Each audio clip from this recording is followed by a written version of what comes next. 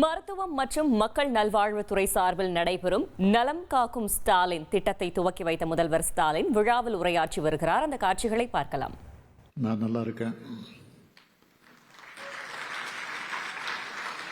நீங்க எல்லாம் நல்லா இருக்கீங்களா? சில நாட்களுக்கு முன்னாடி காலையில் வாக்கிங் போனப்போ லேசா தலை சுத்தல் இருந்துச்சு. மருத்துவமனைக்கு போனப்போ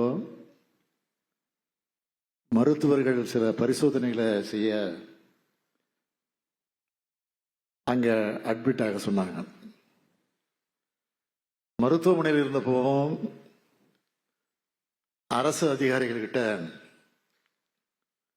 தொடர்ந்து ஆலோசனை நடத்திக்கிட்டு தான் இருந்தேன். சில அவசர கோப்புகளை கவனிச்சதோடு உங்களோட ஸ்டாலின் முகாம் எப்படி நடக்குதுன்னு மாவட்ட ஆட்சியர்கள் பொதுமக்கள்னு காணொலி வாயிலா விசாரிச்சேன்.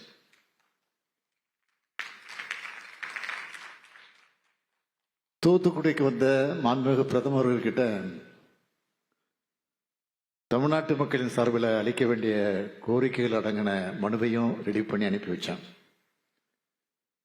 ஏன்னா உடல்நலம் பாதிக்கப்பட்டு மருத்துவமனை இருந்தாலும் மக்கள் பணியாற்றணும். இதுதான் என்னுடைய விருப்பம். இன்னைக்கு இந்த நிகழ்ச்சியில சிறப்பான வகையில் கலந்து கொண்டிருக்கக்கூடிய நம்முடைய மாண்புமிகு துணை முதலமைச்சர் தம்பி உதயநிதி ஸ்டாலின் அவர்களை சென்று என்னுடைய வழக்கமான பணிகளை தொடங்கினோம். அப்போது என்னோட செயலாளர்கள் கூட சொன்னாங்க, வெளி நிகழ்ச்சியெல்லாம் ஒரு வாரத்துக்கு தள்ளி வைக்கலாமே அப்படின்னு கேட்டாங்க. அதெல்லாம் தள்ளி வைக்க வேண்டாம், மக்களை சந்திச்சாதான் எனக்கு உற்சாகம் வரும். ஏதாவது உடல்நலம், என்னுடைய உடல்ல ஏதாவது நோய் இருந்தாலும் அது நல்லாயிடும். எனவே மக்கள் பணியை செஞ்சா அதுவே என் உடல்நலத்தை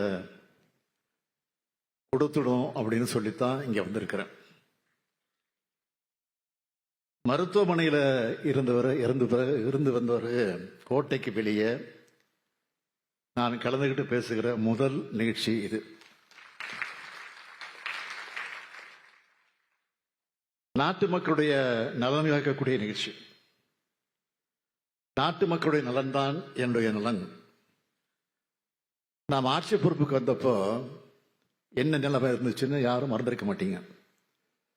கொரோனா 2வது அலை, ஆம்புலன்ஸ் தட்டுப்பாடு, ஆக்சிஜன் சிலிண்டர் தட்டுப்பாடுன்னு தமிழ்நாடு ஒரு நெருக்கடியில் தவிச்சிட்டு இருந்துச்சு.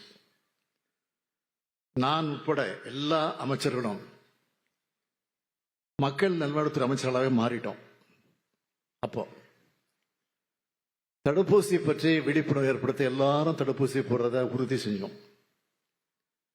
அதே மாதிரி இன்னைக்கு கூட இந்த நலங்காக்கும் ஸ்டாலின் திட்டம் மூலமா எல்லா அமைச்சர்களும் மீண்டும் மருத்துவம் மற்றும் மக்கள் நல்வாழ்வுத்துறை அமைச்சர்களாக மாறி அவங்க மாவட்டத்தில் முகாமை தொடங்குறாங்க. கொரோனா காலத்தில்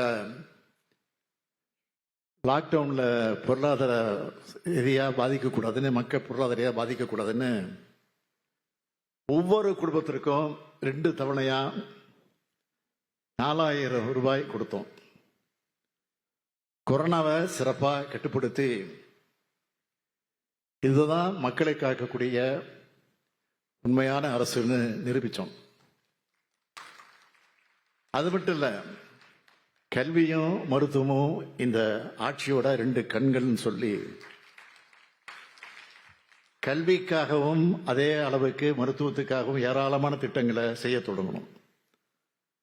அதில் எல்லாத்தையும் சொல்ல முடியாது, நேரம் இல்லை. சிலவற்றை மட்டும் சொல்லணும்னா, மக்களை தேடி மருத்துவம், இன்னுயிர் காக்கும் நம்மை காக்கும் 48, பாதம் காப்போம் இதயம் காப்போம், சிறுநீரகம் காக்கக்கூடிய சீர்மிகு மருத்துவ திட்டம், மக்களை தேடி ஆய்வக சேவைகள், நடப்போம் நலம் பெறுவோம் திட்டம், வணிகர்களை தேடி மருத்துவ திட்டம், தொழிலாளர்களை தேடி மருத்துவம், முதல்வர் மருந்தகம், இப்படி இன்னும் நிறைய திட்டங்கள் இருக்கு. நேரத்தினுடைய அருமை கருதி தான் நான் சில திட்டங்கள் மட்டும் இங்க சொன்னேன். நம்ம மாண்புமிகு மா சுப்பிரமணியம் அவர்கள் இந்த துறையை மிக சிறப்பா வழிநடத்திட்டு வர்றார். அதனாலதான் ஐநா சபையை விருது கொடுத்து மக்களை தேடிய மருத்துவ திட்டத்தை பாராட்டி இருக்கு. என்னை பொறுத்த வரைக்கும் ஒரு திட்டத்தை கொண்டு வரணும்னா அது ஒவ்வொரு தனி மனிதரையும் போய் சென்றடையணும். ஒரே ஒருத்தர் கூட அதில் விடுபட்டு விடக்கூடாது. அதில் நான் ரொம்ப கவனமாக இருப்பேன். அதனால தான் உங்களுடன் ஸ்டாலின், நலங்காக்கும் ஸ்டாலின் போன்ற திட்டங்கள் மூலமா ஒவ்வொருத்தருடைய தேவையும் புரிஞ்சுக்கிட்டு அவங்களுடைய எதிர்பார்ப்பை பூர்த்தி செஞ்சுட்டு இருக்கோம். இன்னைக்கு தொடங்கி இருக்கக்கூடிய திட்டத்தில் தொடர்ந்து 1256 முகாம்கள் நடக்கப் போகுது. சிறப்பு மருத்துவ வசதிகள் குறைவாக இருக்கக்கூடிய ஊரக பகுதிகள், குடிசை பகுதிகள், பழங்குடியினர் அதிகம் வசிக்கக்கூடிய பகுதிகள்னு அவங்களுக்கெல்லாம் முன்னுரிமை அடிப்படையில் தேர்ந்தெடுக்கப்பட்டு இந்த முகாம்கள் நடத்தப்பட்டிருக்கு. ஒவ்வொரு முகாம்களிலும் மருத்துவர்கள் உட்பட 200 மருத்துவ பணியாளர்கள் இருப்பாங்க.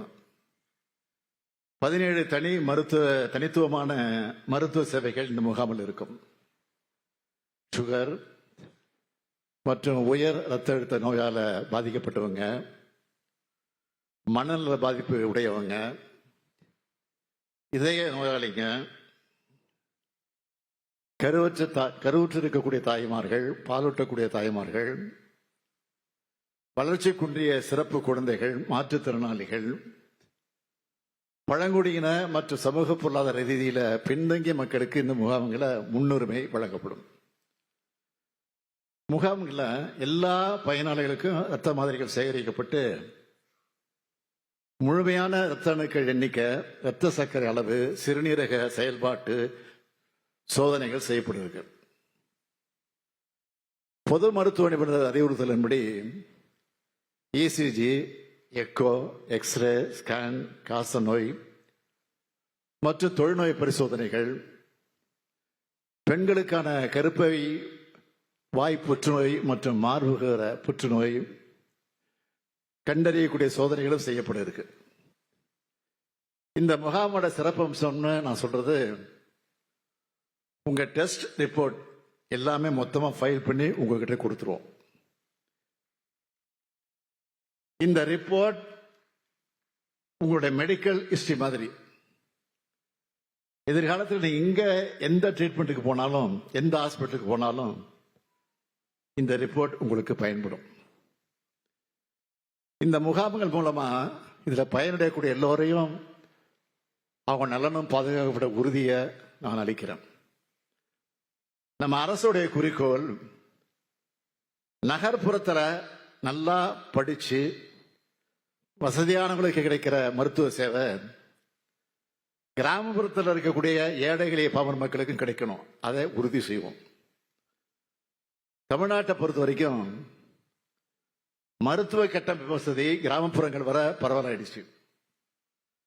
மருத்துவமனைகளை நோக்கி வர முடியாதவங்களுக்கும் மருத்துவ சேவைகளை கொண்டு போகணும்னு இது போன்ற முகாம்களை நாம் நடத்துகிறோம். இத மக்கள் எல்லாரும் பயன்படுத்திக்கணும். சுவர் இருந்தாதான் சித்திரம் வரைய முடியும். அப்படி நம்மோட உடம்பு நலமா இருந்தாதான் நம்மால மகிழ்ச்சியாக வாழ முடியும், உழைக்க முடியும், சாதிக்க முடியும். மருத்துவர்களுக்கு நான் சொல்லிக்கிறது என்னன்னா, சில நாட்களுக்கு முன்னாடி நம்முடைய மாண்புமிகு திராவிட இயக்கத்தினுடைய தலைவர் ஆசிரியர் ஐயா அவர்கள் எனக்கு ஒரு கடிதம் எழுதியிருந்தார். என்னன்னா, அதில் ஒரு குறிப்பிட்டிருந்தார், மருத்துவமனைக்கு வரவங்களை எல்லாம் நோயாளிகள் அழைக்கக்கூடாதுன்னு குறிப்பிட்டிருந்தார். அதுவும் சரிதான். ஏன்னா எல்லாருக்கும் உடல்ல ஏதாவது ஒரு சின்ன பிரச்சனை இருக்கும். அதுக்காக அவங்க நோயாளின்னு சொல்லிடக்கூடாது. மருத்துவர்களையும் மருத்துவமனைகளையும் நாடி வரவங்களை மருத்துவ பயனாளிகளும் நாம் பார்க்கணும். இந்த முகாமுக்கு வர மக்களையும் மருத்துவ பணியாளர்களா பயனாளிகளாகத்தான் நீங்க பார்க்கணும். அடுத்து மருத்துவ பணியாளருக்கு நான் சொல்லிக்கிறது, உங்க குடும்பங்களில் ஒருத்தரா வந்தா எப்படி கவனிப்பீங்களோ அதே மாதிரி இந்த முகாம்களுக்கு வர்றவங்களையும் அக்கறையோடு பரிவோடு நீங்க கவனிச்சுக்கணும். அதே போன்று மக்கள் பிரதிநிதிகளுக்கும் அரசு அதிகாரிகளுக்கும் ஊடக நண்பர்களுக்கு நான் சொல்லிக்கிறது, இந்த முகாம்கள் உங்க பகுதிகளில் என்ன தொழில் நடக்குது, என்னைக்கு நடக்குது, என்னென்ன சேவைகள் வழங்கப்படுது, நீங்க தான் மக்கள் கொண்டு போய் சேர்க்கணும். அவங்க பயன்பெற அத்தனை உதவிகளை நீங்க செய்யணும். நீங்க ஏற்படுத்துகிற விழிப்புணர்வால ஒருத்தருடைய உயிர் காப்பாற்றப்படலாம், ஒரு குடும்பத்தோட எதிர்காலம் பாதுகாக்கப்படலாம். எனவே இதுல உங்களோட பங்களிப்பும் மிகவும் அவசியம். எதிலையும் எப்பவும் தமிழ்நாடு தான் நம்பர் 1 இருக்கணும். இதுதான் என்னுடைய விருப்பம்.